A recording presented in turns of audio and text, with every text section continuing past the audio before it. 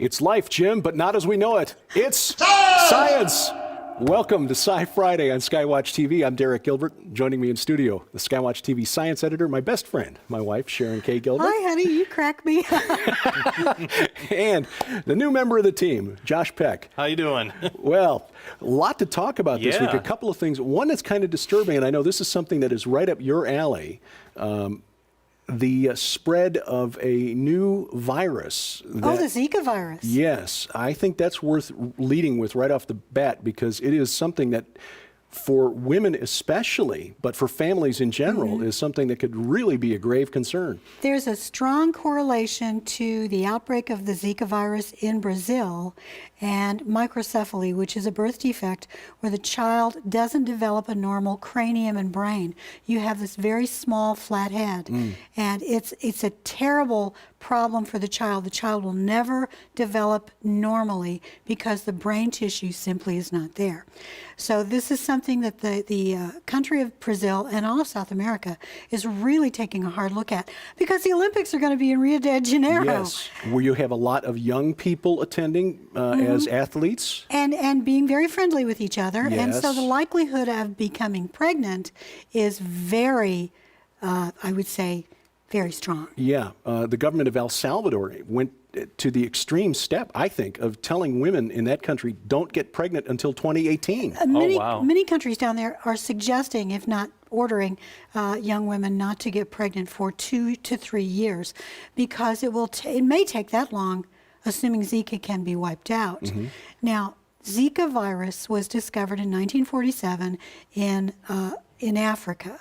And it's called the Zika virus because that's the forest that it was discovered in. It was originally found in macaques, but we have no idea what the actual host for the virus is. In other words, where does it live without making the animal sick? It has somehow in the past 4 years, 5 years, sorry, it was 2010 when the big outbreak occurred in the Western world, and suddenly it jumped out of Africa into other nations.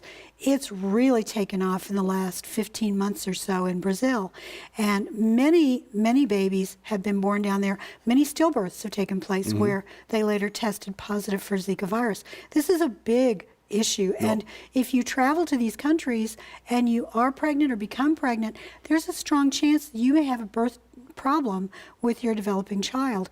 And we've already seen, I think there are like 5 or 6 states in the U.S. that have already seen travelers come back and tested positive. Right. New York has 3, and there are others. There was, in fact, a birth in Hawaii where the child was microcephalic.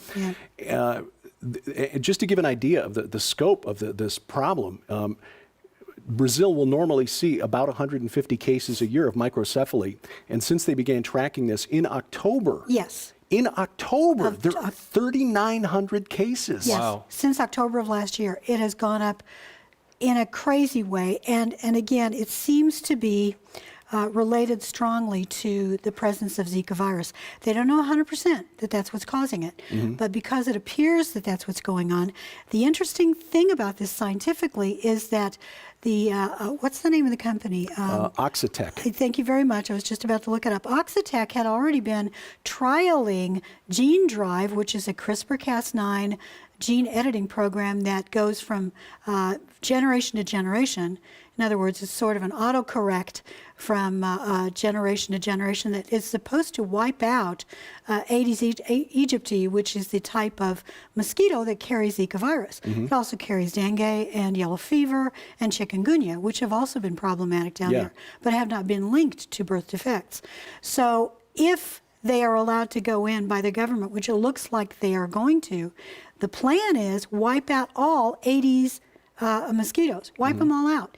Theoretically, that sounds great, doesn't it? Yeah. But it also completely alters an ecosystem. We have no idea what this is going to do down the line. Yeah. Now, the genetically modified mosquitoes, as I understand it, are changed so that when these male mosquitoes, which don't bite humans, are released into the wild, their offspring, 95% of their offspring will not survive to adulthood. They'll die. Exactly. Which sounds like a great thing. But Oxitec, as I understand it, has been releasing these mosquitoes in Brazil since 2011. Yes. And now Oxitec stands for Oxford Insect Technologies. It's been in a small English region right. of Brazil, but yes, they've been doing it for a while. This problem has become so terrifying, I think, to the people in Brazil that they are accusing Oxitec and these genetically modified mosquitoes of being the cause of the problem. And I've seen that a number of places online. And you know what? There appears to be a certain support for that if you look at the map of cases versus the area where the mosquitoes have been released. So there's no way to know at this point if this is causative. That would be a horrifying thought. That it really would be. But when you start messing with ecosystems, when you mess with the progeny of a particular species of an animal that the Lord put here for a reason, then it starts to become Orwellian. You have to wonder, what are we really achieving, and are we actually damaging the future of mankind? We're turning the whole planet into the island of Dr. Moreau. Yes, sadly, we may be. Well, Josh, I know on your website you talked earlier this week about a rather astonishing claim by a company called Thunder Energies. Yeah. That claims that they've developed a technology, a new type of telescope that has allowed them to discover invisible terrestrial entities. What is this about? Yeah, it's definitely a strange and interesting story. There's not a whole lot of information right now about it, but it seems, what they claim anyway, is by using a different type of lens, a concave lens, which to me it would seem like you would need more than that, but they're actually able to see antimatter. And if that claim is true, I mean, that's a huge claim.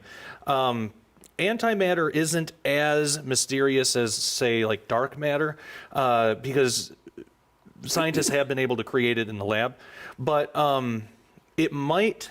If this is true, and again, there's not a whole lot of information, so we don't know yet, but if it's true, this could crack quantum physics wide open and it could answer a lot of questions, like why there's more matter instead of antimatter in the universe. You know, there's an asymmetry problem.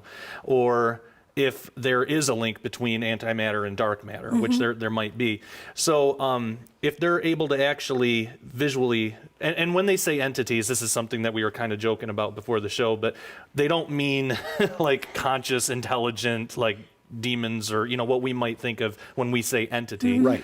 They just mean just basically chunks of antimatter, you know, just lifeless. I think they use words like it's kind of like a buzzword to get, you know, get more interest in the story. Clickbait. Well, yeah, who would have thought? Well, I've got a video clip. In fact, we'll roll this video clip right now. This is Dr. R.M. Santilli, who is the head of Thunder Energies, talking about this new discovery. Just watch this. Since the dawn of our civilization, all the way to the time of this breaking news, we humans believed that everything that exists up there is only what we can see with our eyes and with our optical instruments. Well, things have changed now, because we have established the existence of entities existing in our terrestrial environment. And these entities are completely invisible to our eyes as well as to our optical instruments, but are fully visible with new instruments, therefore dramatically enlarging our conception of the perceivable universe. Now, to be fair, we should point out that many other physicists in the scientific community consider Dr. Santilli to be fringe at best. His education is traditional, though. Yes, it is. So it's just his ideas are out there, yeah. according to them. Now, according to the abstract that they published at with a scientific journal, and I didn't clip the name of the journal, of course. Anyway, he says that these entities, they've divided into two types, one called invisible terrestrial entities of the first kind, or dark ITE, and the second kind being bright ITE. But he said both types of entities generally move in the night sky over sensitive areas, and their behavior generally suggests unauthorized surveillance. Wow. So perhaps indicating some intelligence on the part of these things. Yeah, and so that leads us to wonder, you know, there's not a whole lot about, if we want to take it as far as it can go, there's not a whole lot about angelic, you know, makeup or genetic makeup that we really know. You know, could it be possible that we're matter and they're antimatter? You know, I mean, if we're really looking at it as far as this could go, I'm definitely not there yet, but it's open as a possibility. So this stuff is absolutely fascinating. But what I worry about is sometimes, and I'm not saying that this is a case of this because I don't know, but sometimes a story like this will come out that seems really cool, really, fantastic, and then a couple months later it's like faulty. Like back in 2009, I believe, there was a story that came out that neutrinos were able to travel faster than light. And it was a big deal. Everybody got really excited about it. And then a while later, it turned out it was faulty equipment that was detecting it wrong. Yeah, you still see that now and then. Yeah, exactly. It was the microwave oven in the staff lounge was leaking radiation. Exactly. But the debunking story will never be as popular as the initial thing. So, I mean, there are still some people that think that might have happened. This might turn out to be that. It might be, that they were actually, it was dust clouds, or there was some normal thing.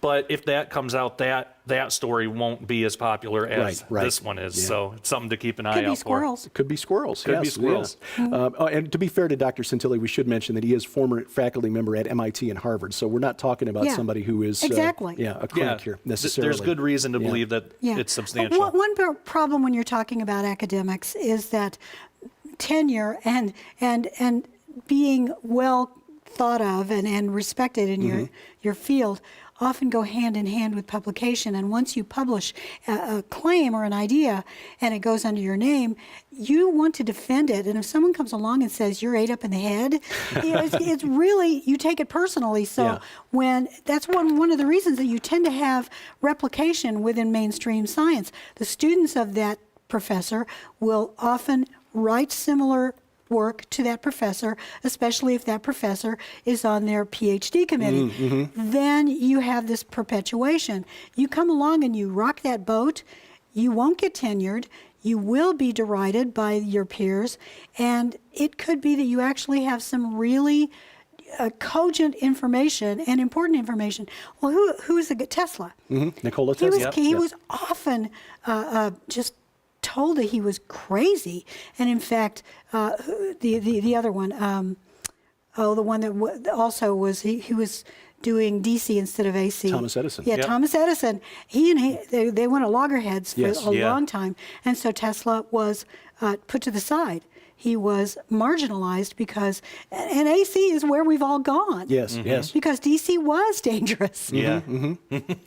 Well, speaking of dark matter, since you raised the subject, Josh, Sharon, you'd found an article that has an interesting headline. The Monkey King? Yes, the Monkey King, looking for dark matter in the skies. What is the Monkey King? You know what? I wanted to.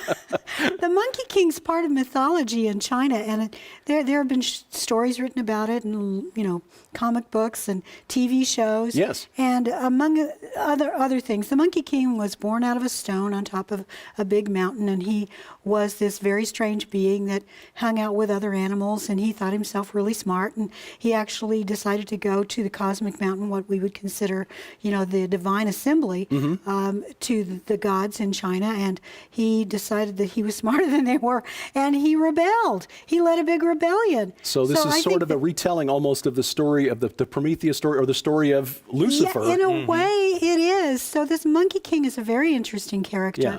He was redeemed in a way later on in literature by having stories where he went around with a monk and he did good things. But the Monkey King is the name of this telescope that's looking for dark matter. So China's very serious about looking for dark matter, proving its existence, which has been theorized for a long time, but also trying to find out exactly what it means to theories of gravity and quantum mechanics, and what it means to exploration in space, because they want to rule space. They have.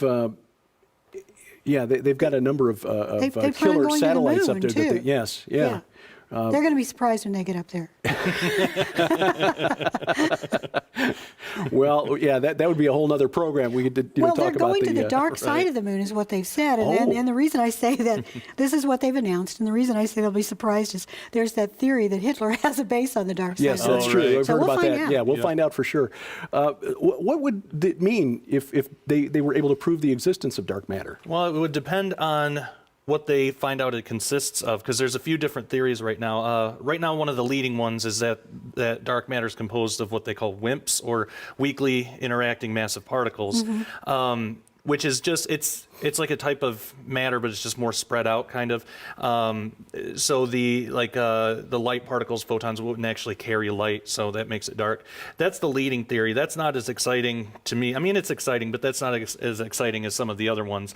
One that I personally like, and I might be biased, but I like the idea that it might be extra-dimensional matter, because the way that they're able to tell that there's actual dark matter out there is by gravity. They measure the gravity of a galaxy, and then they measure the matter in that galaxy, and they discover that there's a inconsistency in the numbers, so there should be more matter. So what the name that they give that extra matter is dark matter. With extra dimensions, the actual graviton is able to traverse dimensions. So the gravity of an extra dimensional object would still be affected in our 3 spatial dimensions, which is really exciting. So that might, because we believe in heaven, we believe that there is more out there than what we see, and that's what I believe extra dimensional creation would be. Amen. So that might go towards proving that, or at least lending more support to it if they discover it's extra dimensional matter, which would be mind-blowing. So that's what I'm hoping for. Most likely it's probably just these different particles that we're not aware of, but even that in itself would have amazing ramifications in physics too. It could prove supersymmetry, which basically says we only know about at most half of the particles in existence, that the standard model is only half of the story. So that could open up a whole door that way. So either way, if they find something, or even if they find nothing, either way, that it'll be interesting. Yeah. Well, the probe will be looking for at least 3 years, but they hope that this will continue for 5 years. And you're right. It is, in a sense, a journey for more wisdom, which was the whole Monkey King legend to begin with. So we'll keep our eyes on that story, and I appreciate your insight on this, because like I said before, when I got to freshman physics, I hit that wall, and it was that was it. But speaking of the Cosmic Mountain, that's a discussion we have with Dr. Michael Heiser, and that will be broadcast Tuesday night on SkyWatchTV on the Christian Television Network. His stuff is amazing. Yeah. That book, The Unseen Realm, if you've not yet read it, you really do need to read it, because it will help you understand everything that's in the Bible. Yeah, Absolutely. The discussion will air at 9:30 p.m. Eastern Time, 6:30 p.m. Pacific Time on the Christian Television Network Tuesday night. That's the DirecTV channel 376, Dish Network 267, Glory Star Satellite channel 117. I've got those mesmerized now. Oh, Mesmerized or memorized? Yes. no, mesmerized. Sam, hypnotized him and helped me. Yep. Sam being our dachshund, the stare. Oh. If you don't get satellite TV, you can watch it online at ctnonline.com. That's the Christian Television Network's website. Well, you guys have a blessed weekend. I want to really quickly just remind people, they can send us email. If you have a story you think it's important that we address, or if you have a question about anything we've discussed or anything we haven't, send it to SciFriday@skywatchtv.com. Absolutely. We'll get that, and we'll reply as quickly as we can. And we thank you for watching as we keep watch. Have a blessed weekend. For Josh Peck and Sharon Gilbert, I'm Derek Gilbert, and this is SkyWatch TV.